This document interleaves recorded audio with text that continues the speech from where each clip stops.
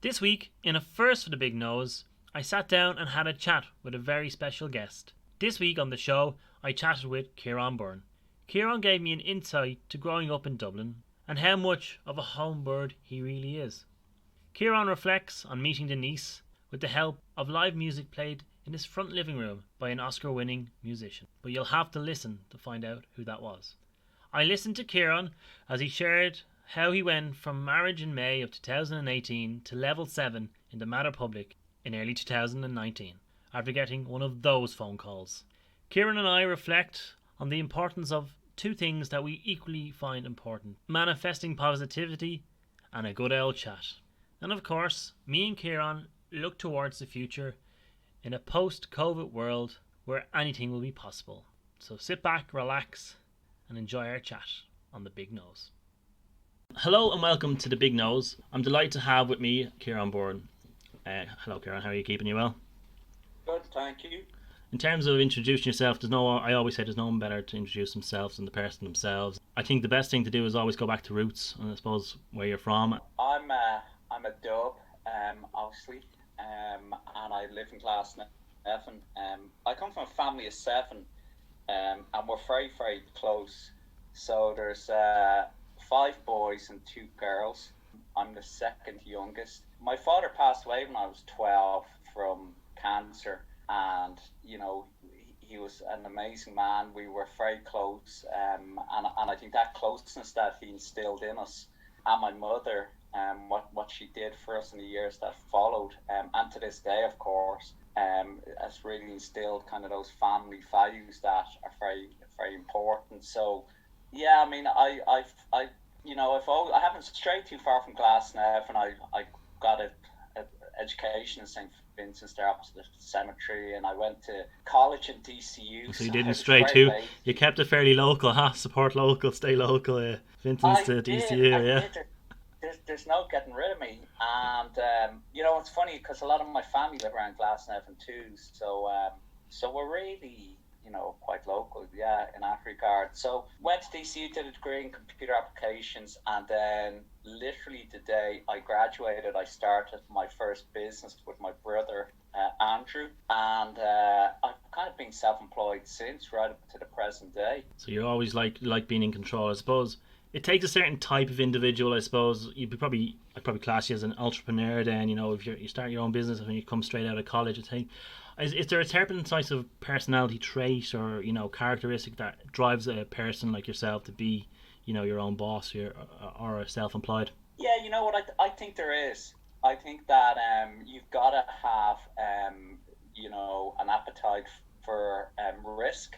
You've got to have an appetite for persistence and sheer stubbornness at times. But most of my family would be employed, say, and they wouldn't really fancy taking that risk. But I really haven't known any different myself. So, but it does. It requires a certain, view on life and view on risk in order to go out and do your own thing. And accepting failure, I suppose, is something that is a lot of people don't like the word failure, and they kind of get frightened of the word failure and don't like to be seen as a failure. And I suppose as an entrepreneur, as a self-employed person, you have to accept that everything you touch doesn't necessarily turn to gold, and there will be that failure along the way. Oh yeah, no, absolutely. I've had a lot of failures, and most of what you touch won't turn to gold. You will probably have more failures than you will have successes. And some of those failures would be small. I mean, you could have a failure on a daily basis, like on a particular day with something you've been working on, to a bigger failure where a project hasn't worked or a company doesn't work out. So yeah, failure is part and parcel of it, and you have to be prepared to just accept that that's part of the what you've taken on, and be prepared to get back up and go again. Yeah, and I was just as I was saying, I was doing a bit of research on yourself, and obviously you were on RTE TV getting a lovely garden done in your house, and from that I learned you actually built your own house or designed and managed that. Yeah. Well, I mean, the house situation. So my family. I mean, when I talk about living local, my family home is actually beside me here, and so I had bought right at the top of the Celtic Tiger years. I bought the back garden of the neighbours' land. It was quite a long garden, which ran parallel to my family home, and I built my own home. So right beside my mother, and would you believe my sister then did the same on the other side, and so now my poor wife Denise is stuck between my sister and my mother. So she's the patience of a saint to put up with that. Well, I know the feeling. Like my parents both grew up on the road. Where they met each other, they lived in number 16 and number 19. That's where they're from, in Coolock, and they decided that it would be a good idea to buy the house 5 doors down from my dad's mother. So I know the feeling of living on top of family. I've had 2 sets of grandparents living on my own road within 10 to 5 doors away. And now my sister is in the position where I think she wants to move my parents out of the house, have it herself, and put them into it. Right, yeah. Yeah, so she like it. I think it's and if you look at the road that I grew up on, a lot of people did the same. They didn't move too far, and I think that kind of builds into the Irishness and the sense of family, I suppose. Now moving on from that, and obviously you met your beautiful wife now, Denise. Was that back in college, or when was it? When did you and Denise meet up, and how did you know she was the one? So Denise would kill me because I'm never quite precise with times, but I think we're going on 10 years this year, and it was true actually mutual friends. We kind of both frequented McGowan there from Philsborough. Lovely, yeah. And we would know the McGowan family quite well, and one of the cousins, Glenn McGowan, who actually runs Scholars Hotel up in Drogheda, and Peggy Moore's pub, I think. But Glenn would have been pally with us both, and he introduced us. Glenn at the time was pursuing Denise's sister Myra, so he introduced us, and would you believe I actually had the good fortune to have Glenn Hansard, who plays with the Frames, play a gig in my house, and I invited Denise along to it. And we just clicked. I really gravitated towards Denise's looks and personality, and we really got on, and it kind of just took off from there. Yeah, it's a lovely story, and as I said, Neve, my fiance, was regaling, even when she met the two of you, how you could just see between the two of you the relationship that you've had. Obviously, in 2018, you would say that was probably a busy year. You're planning on getting married, and I suppose work was fairly busy for yourself. And did it take a toll on you? I suppose 2018. Yeah, look, it was crazy. I mean, I'd always been, as I've touched on, self-employed, and coming out of kind of the slump after the Celtic Tiger years, I was doing a lot of contracting, and trying to kind of scale the business, and it's tough to do that. I was building enterprise software applications, and then we decided to get married, found a lovely venue in Italy, Borgo di Tregolata. I'll Google that later on. Yeah, I really like saying that, and like we were busy with that, but I had this kind of, you kind of set these, I guess, bookends in your life. You're nearly like, I need to achieve this by the time I'm married, or I need to achieve this by this date, and I don't know why we do that, but I kind of felt that I needed to kind of progress my business to a point by the stage we were married, and I was putting maybe undue pressure on myself to do that. So it was a very busy time anyway in the run up to the marriage. Not to take away from it, I mean, I was really looking forward to it. I was exceptionally busy in the lead up and after. Yeah, and I suppose that going forward, I suppose getting married is stressful for anybody. And like myself and Eve are due to get married earlier on this year, and with everything that has been going on, we've knocked it back to next year, and please God, everything going well. we'll eventually tie the knot, I suppose. I got 10 months grace, as I keep joking with people. But knowing the timeline of your own journey, Ciaran, I suppose 2019 might be described then following on from getting married as a honeymoon to hell.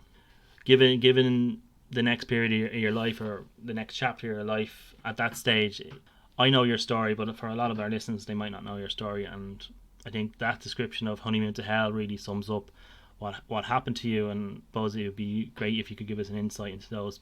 We got married in May the 11th. We got married, and then we had a little kind of a mini moon, as Denise called. Oh, I know that phrase. Yeah, it's been pumped out. After the wedding, I think they say there's a mini moon, a honeymoon, and mega moon. Oh, and really? There's all sorts of. My God. This is what I'm told. But we went around.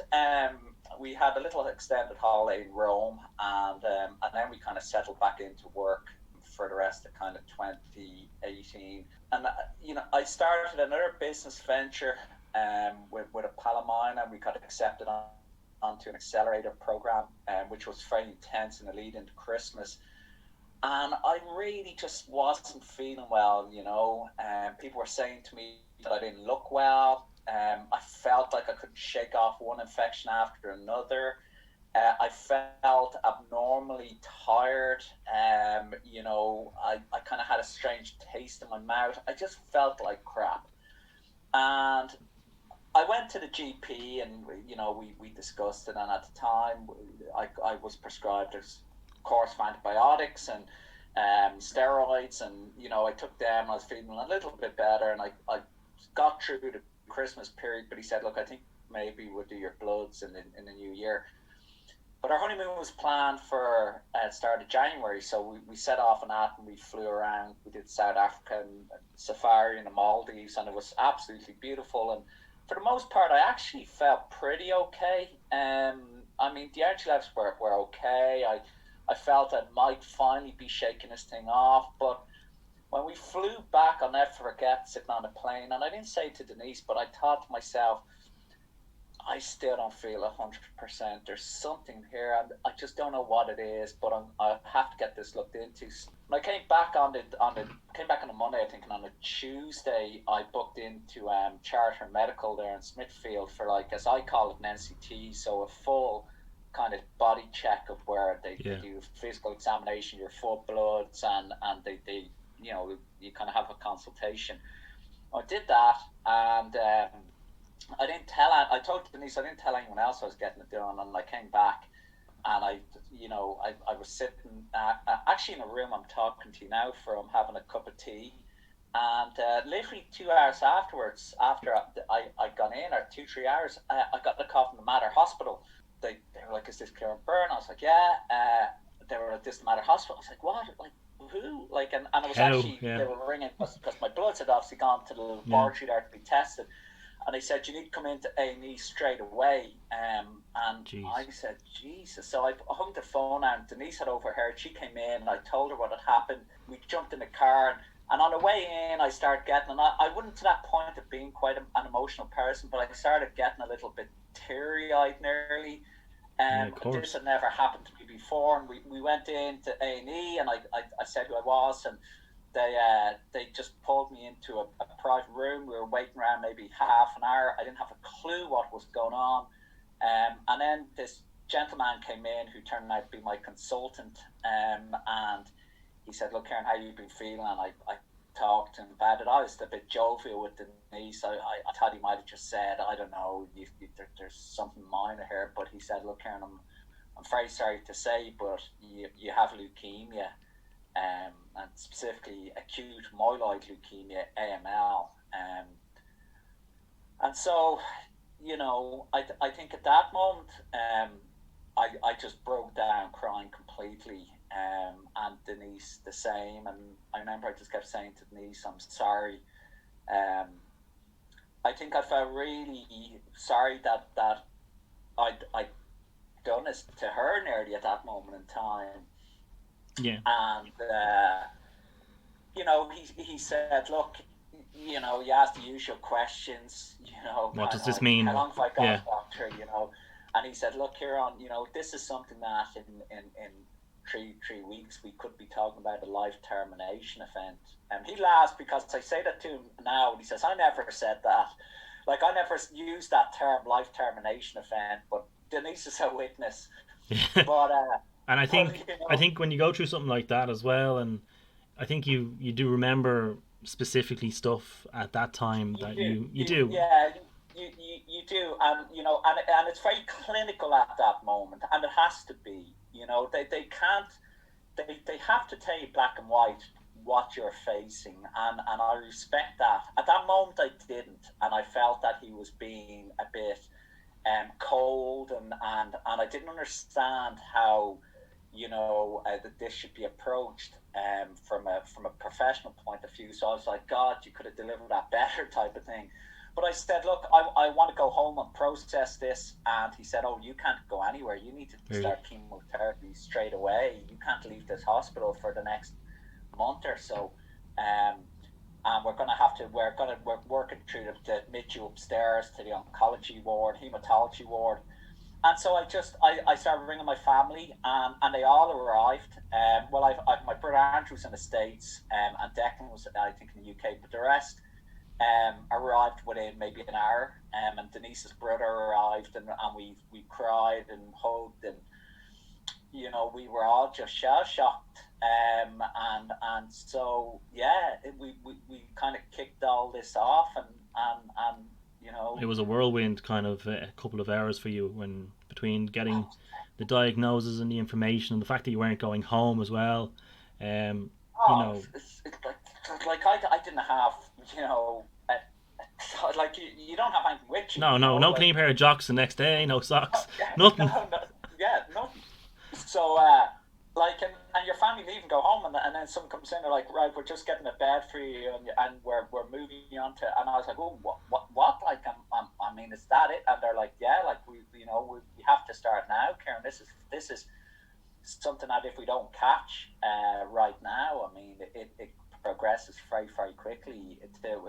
When the sense that, you can progress to a critical stage, I guess, very quickly. So, um, yeah, so that was it. Myself and Denise we went upstairs onto the seventh floor of the Mater Public Hospital, and I started texting people, letting them know, and we, from the word go, I was just like, look, I just want to be really open and honest and tell people what's going on here, because they're going to find out eventually, and that's the type of person I am. I kind of talk too much anyway, so I Yeah, just said, look, let's just do this, Denise, and we did. So we sat there for the night, kind of into the early hours, crying and kind of texting people and talking, and the ward was very quiet, and kind of just, yeah, I just suppose went on. looking back on it now, it was I suppose it was a hard time, but at the same time, it was nice that you had Denise there with you to have someone to lean on. I suppose.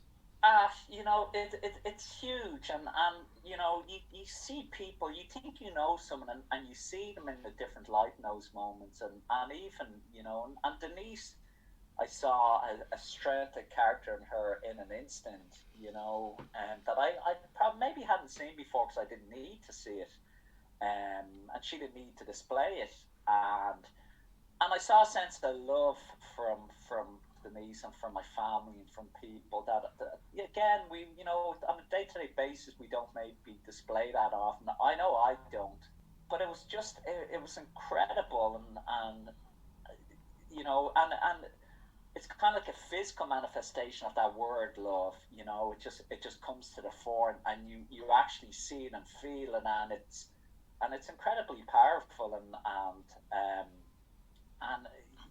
it kind of sets the foundations for the road ahead. Yeah, because obviously the next 3, 4, 5 weeks were going to be crucial for you in terms of surviving and not Yeah, surviving, and that was the stark reality of it, I suppose. yeah. It's funny. My uncle said to me at one stage, look here, none of us are promised tomorrow, and it's true. And I guess it's only now that that I kind of well, I don't even sometimes comprehend how close I maybe came to my own mortality. At the time, I kind of, maybe as a defense mechanism, I laughed and joked, I I didn't really reflect on it. They said to me, how much of this do you want to know in terms of the chemotherapy you're going to get and the treatment plan? And I kind of just said, I don't need to know that. I can't control it. It's not going to change anything for me. I'm just going to worry about that side of things than when I don't need to, because I don't have a choice. Yeah, I suppose what helps with that situation, I suppose, as well, is the fact that it's the sense of an autopilot kicks in, that this is nothing that you can control any longer. It's a case of you have to give it over now to the people who are the experts, the medical people. And I suppose that's it can be reassuring because it takes away the responsibility in that sense, and it protects you, and you don't have to think about the mortality. You just have to do whatever these guys are saying to you. Very much so. And something that was really close to me and still is my faith. And my father had a very deep faith, and he instilled that in us. And at that moment, I could really feel something bigger than all of us in the room lifting me and making me strong and giving me that strength. And I could feel it, and I looked back not too long ago looking for a text message, and I came across the text messages that I sent out to people and and the WhatsApps and Instagram and that. And every one of the messages I sent was, I'm going to be I feel really positive. Look, I'm very lucky that there's a treatment plan. I'm going to be fine. I've got this really bad illness, but I'm going to be great. And I actually said, and I'm going to be out on the 23rd of April, the day of my birthday. And funny enough, that actually was exactly what happened.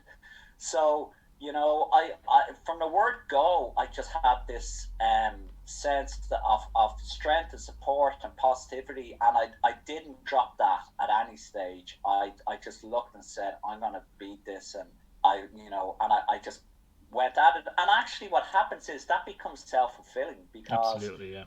Not only do you start believing it, but it starts happening. And Denise talks about this word, this term, manifesting. Yeah, I've heard it. I kind of get it, because there is more, that happens than maybe we can label with a scientific term. Or that we understand. There's a lot out there that we don't understand, and sometimes the way things work, regardless of your faith or your understanding of the world, there's things that we don't understand, and some stuff that science can't understand at this moment in time, and maybe it is a bigger power. I suppose going through all this, Ciaran, and it's a traumatic experience for yourself, but luckily you've come out the other end. I suppose looking back on it, going through something like this doesn't happen in a vacuum. The illness is yours, and you're going through this, but you have a pair of eyes on you. You're looking out and how it's affecting the people around you. From your own point of view, how did you manage the effect of your illness on those around you? It's funny. I think that's one of the most difficult things, because I felt like I could take the bullets, but to see those around me hurt, that really hurt. To see Denise sleeping on the floor of the hospital, my newlywed wife, to know that my mom was at home on her own, upset, that really stung. And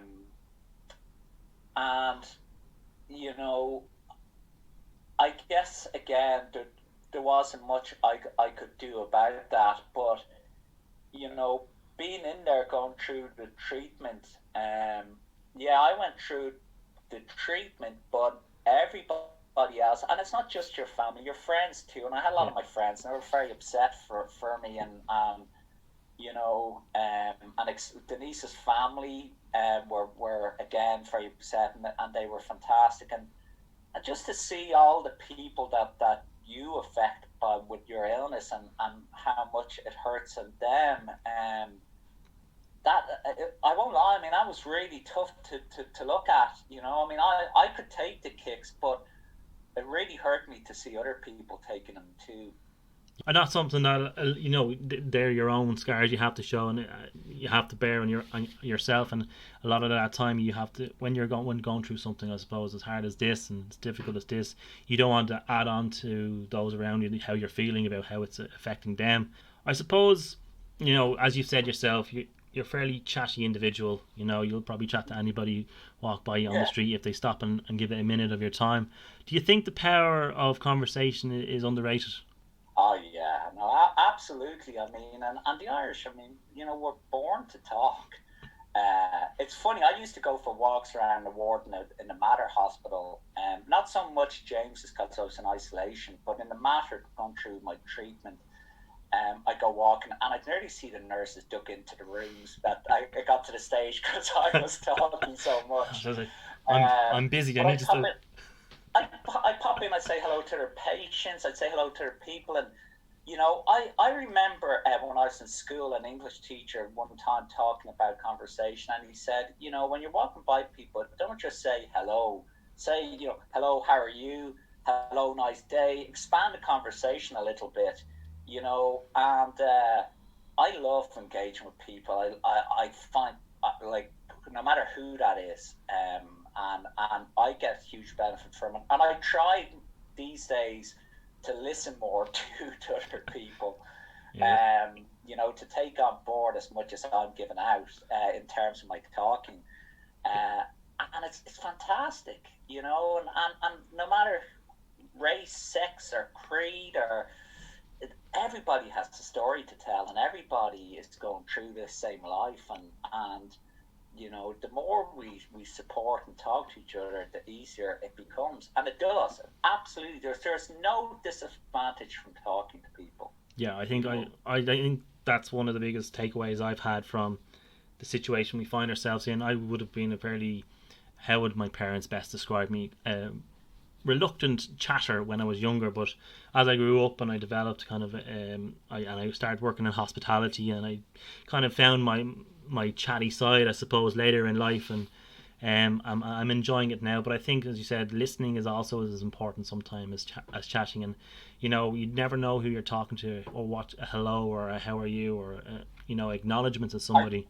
It's funny. I think I probably got it from my mother, because she talks nonstop. I've been in a room with her where we're talking, and then I stop and I'm distracted, and she's still talking, and she doesn't realize she's having a conversation with herself. And I'm like, you're actually answering your own questions. Like, she will talk for like an eternity, and she's got opinions and everything, and she just loves it. And it's sad because in the current COVID world, I pop into her, and I'm the only one allowed to pop into her. My sister actually sometimes can pop in too, and she'll say to me, Ciaran, you might be the only person I've talked to today. Yeah. And, and that's coming from a family where we're very close, and that doesn't happen that often. Most days, some of the family beyond. But when I think about the people who don't have someone to talk to, I don't know, that's soul destroying. Yeah, it is. It really is. And I think it's come to the forefront in the current times that we live in, I suppose. Looking back, and I suppose you're on the other side now of your leukemia battle, that period in your life, fighting leukemia, coming through what you had to come through and all that it entails. What did you learn about yourself as a person? Yeah, so the leukemia not wrapped up. God, the leukemia journey kind of, I guess, ended with the transplant, stem cell transplant I received, my brother Jude, and at that moment in time, it was kind of the first moment where I was on my own, because Denise and visitors weren't permitted as much. It's a very sensitive time for your recovery. And so it kind of did give me that moment to reflect back in life. And there were a few different things that I learned. One, it definitely deepened my faith. And actually, I felt it connected me more to my father, who, you have to remember, passed away when I was 12. Yeah. I got a sense of what he went through, because, he passed away from cancer. And I felt like, I had won, and maybe I'd gotten revenge on it, on the cancer, if that makes sense. I felt like I connected with him in that regard. I think I learned that, I'd always put work to the fore, and at the detriment of maybe in the past of some relationships and friendships and moments in life that, I should have savored more, be that holidays or family occasions. And what I came to realize was that all of us are dispensable to work. And by that I mean, like, the work will go on when you're gone, and you'd be amazed at how quickly it'll move on. But your family won't move on, and your friends won't move on. And the people who love you won't move on. Denise and so on. And so, you're not dispensable to them. You're really, really important to them. And we don't appreciate that enough. And it's funny, myself and Denise only went for a walk there yesterday, and Denise gone about how busy she is and how busy, I was talking. I said, Denise, the most important part of your day is right now, walking with me. I said, in this memory, I said, the work isn't the important part. And we forget that sometimes. Oh, we're all totally guilty of not staying in the present. I think the lockdown gave a lot of people a perspective of the present, and we all enjoyed the novelty of it. But I think for a lot of people it has waned. But I know personally, my own personal circumstances, that I was like yourself. I was working. I had missed weddings. I was supposed to be at certain special events, and work was hard and was busy, and I prioritized that, and I felt, and those around me could see me changing as a person as the work got on top of me, and when I left that job, I was a completely different person, and I felt a lot of people said we have the Pierce back of old. And I think staying in the present and having that mindset, and looking and trying to enjoy, be it a walk on Portmarnock Strand, a disaster with someone putting the blender on in the kitchen and the soup going all up the wall, they're the funny stories that you'll look back at and you'll have. Yeah, and a lot of people have got a sense of that with COVID, a kind of the ability to reassess their priorities without having to go through the horrible stuff that I went through. And I've said that to my brothers and my sisters. I've said, you've got that moment to reassess, and lucky for you, you didn't need to go through cancer to realize that. You're happy and healthy, and it's giving you a different perspective on life. But we really do get our priorities wrong in life. Like today, I've got lots of different things on, but probably the most important part of my day today would be the 1 hour I spend on my bike and in my little gym doing my exercise. Apart from spending time with Denise and that, but the one activity that's in my diary as such. Yeah. And in the past, I would have been, no, well, I have to get this project and I have to do this, and then at the end of the day, somewhere I'll fit that in, and so the big thing about about leukemia was it enabled me to reassess just what's important in life, and it's those things that I mentioned. Yeah, I suppose then obviously you had the transplant, and then you were probably looking at 2020 to be a brilliant year. Yeah, I've got the kitchen pass to do whatever I want. Absolutely, nothing. I've come through AML, and I've come out the other side, and 2020 is going to be my year. I'm going to travel. I'm going to do everything I want to do.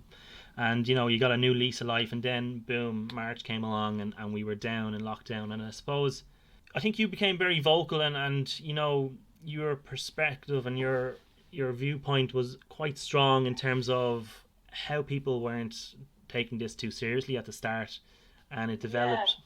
Yeah. I mean, look, I often say to Denise, if you don't stand for something, you stand for nothing. And that's a contradiction in itself. But what I mean by that is that too many of us are afraid to have an opinion on something in this day and age. And the only ones who tend to have opinions tend to be people who are more radical views, say.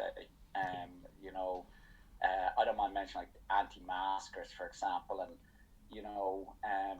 and so these people kind of beat their chests or beat their drums and march down our streets, and we're afraid to kind of give a counter opinion, and we kind of say, don't say anything, don't,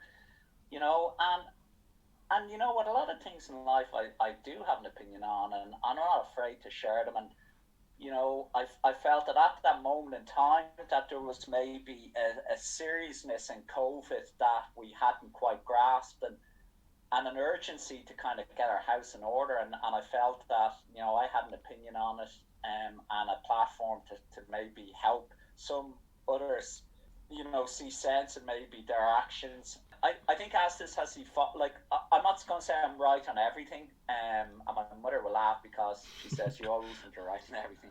But I feel that Astis has evolved, and we've all needed to adapt in different ways. And some of the things I've said might be proven to be wrong, or some of the things might be right.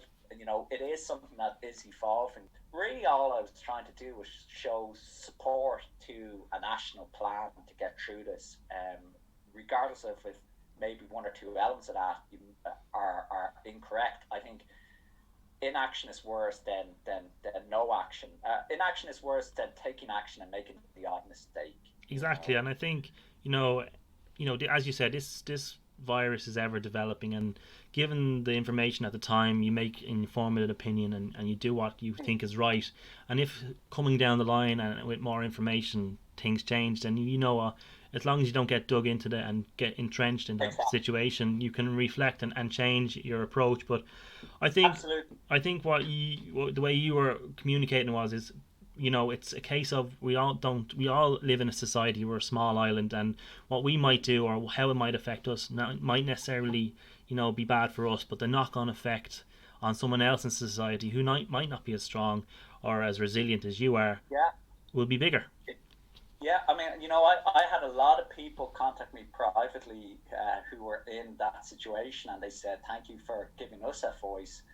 I've been fortunate to form some very deep friendships with people who went through what I went through, and people who are going through what I went through, and other similar types of or other illnesses or hurdles in their life. And I've been very fortunate to form friendships with these people, and I felt the need to stick up my hand and say, hey, look, I have an opinion on this, and it's important that it's heard. um, and I guess that's what I was doing, and that's what I'll continue to do. And I think it's important because, as we said earlier on, you're a chatty individual, so that might give you a bit more confidence to speak on behalf of people who, might not be as confident to say, what, I agree with you, Ciaran, but I'm not going to put my hand up, and I'm not going to put my head above the parapet and get the kickback, because they might not be as strong, or resilient as you. There's absolutely there's personalities. Some people are more introverted. I'm probably more extroverted. You're absolutely right. I mean, not everybody has the inclination or the ability to do that. Yeah. I suppose looking now, we're coming into once Halloween is over, we're looking into Christmas and 2021, and the news and there's positivity about a vaccine coming towards the end of the year and maybe into next year, and please God there's developments with the pharmaceutical companies on that. But looking at a post COVID-19 world and the post COVID-19 Ireland, what would you most like to achieve in the next chapter of your life? Gosh, that's an interesting question. So I was in recently for my checkup with with my consultant, and she was talking to me. We were chatting about things, and she was like, "You're doing great," and we were looking at my hair, and I was going, "God, it's a bit slow coming back," and I said, "I feel so kind of shallow saying that," and she said, "No," she said, "You know what, Ciaran?" She said, what happens is when you get ill, you kind of say, I'm lucky to be alive, in the early days of this. She said, but now you've progressed, you've moved on to where you're saying, where you want the other things that people want in their everyday lives, be that I wish my hair was a little bit thicker, or, I need to lose a bit of weight. And so I thought that was a lovely way of kind of expressing the point that I'm ready to put behind me, and what 2018 2019, what it represented, or what I went through. I don't feel the need to hold on to it moving forward. Myself and Denise have a family plan. I mean, if we're lucky to have children, I think that would be where I'd see the next chapter of my life moving into. I think that I've certainly changed in my approach to my work-life balance. I hope I can keep that up, and just invest in my marriage with Denise and my family and my friendships. And I'm very positive and optimistic that this is all going to end soon. I'm a big believer in science and in vaccinations. And I believe that we're going to get back to a normal life. And I think the world might be a better place for it. I've like everybody else, I've the same dreams now. I've moved on from saying I'm lucky to be alive, and now I'm kind of a little bit more. I want the things that everybody else wants, and I say that in a really positive, way. So yeah, looking forward to 2021. And me too. I think that's a really positive, and it's probably the simple things in life that we need to look at and achieve those in the next year, I suppose. Ciaran, thanks for joining me here on the Big Nose podcast. I suppose my big nose was stuck into all your business today, and I appreciate you giving your time across, and I wish you the very best of health for 2021 and onwards, and to you and your family as well. Thanks for joining me. You too, Piers. Thank you.